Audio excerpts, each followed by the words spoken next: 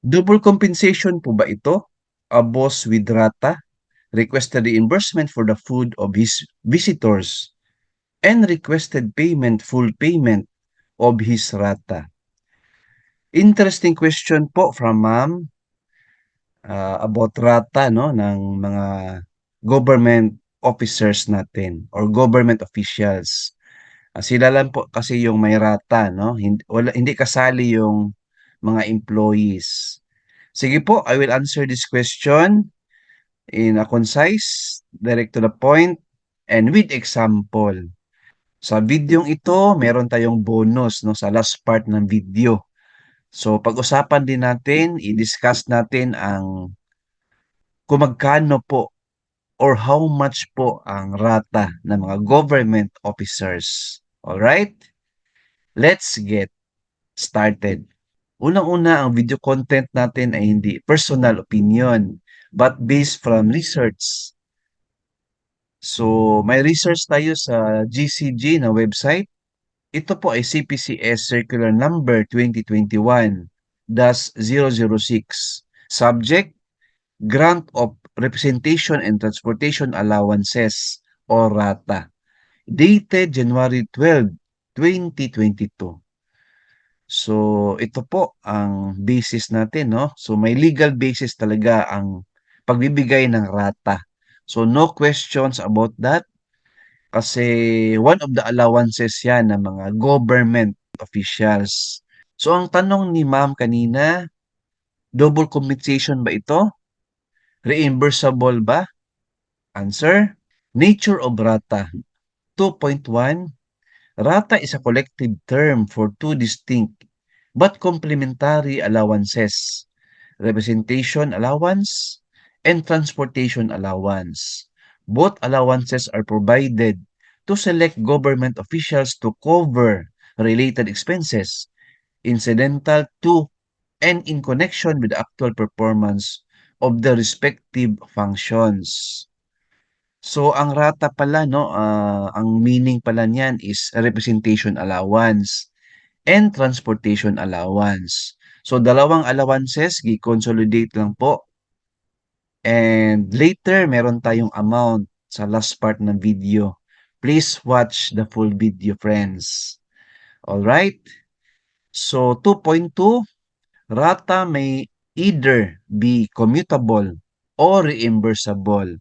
So very clear ma'am na pwede i-reimburse ang rata. Provided po may mga resibo ang government officers natin.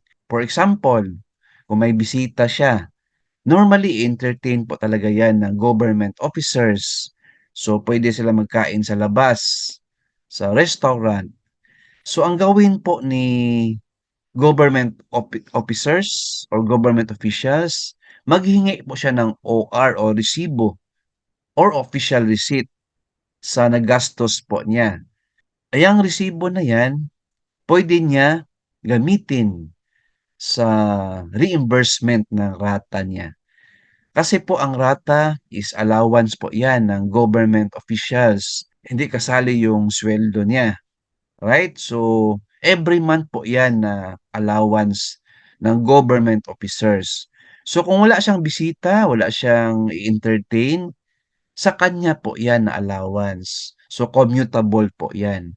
So, hindi po yan double compensation, ma'am. Kasi allowance po yan. Ang double compensation po, ma'am, ang example po niyan is si Mr. A, employee po ng GSIS, for example. And at the same time, barangay kagawad po siya. Yan po ang double compensation. Hindi pwede dalawang government office po ang tinatrabahuan po ninyo kasi bawal po yan under the law. So, pag government employee ka, hindi ka pwede magtrabaho ng another government office or government agency. Pwede po government office ka, then mag-part-time ka sa private company like school, mag-part-time teaching ka, pwede yan. Pero not government office, then government office again. That is what we call double compensation.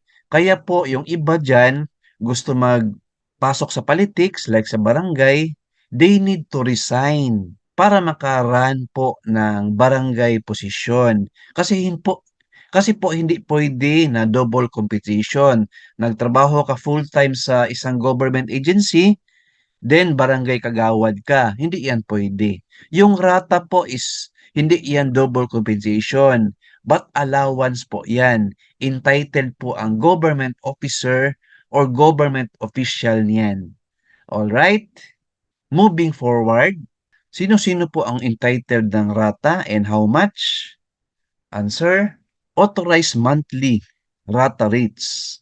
5.1, the authorized grant and monthly rates for each type of allowance shall be based on the prescribed rates under the applicable general provisions of the Annual General Appropriation Act or GAA. 5.2, for the initial implementation of the circular, the following rata rates may be granted to officers and employees with the following career bands and job grades under the CPCS. So sa example natin, head of GOCC lang. Head of GOCC tayo. So 11,000 po, very clear. So 10,000 naman sa other executive band position in the GOCC. 8,500 sa job grade 16, 7,500 job grade 14 to 15, and 5,000 to job grade 10 to 13. Honestly, ngayon ko lang nalaman ito 'no, na meron palang rata ang job grade 10 to 13, even job grade 14 to 16.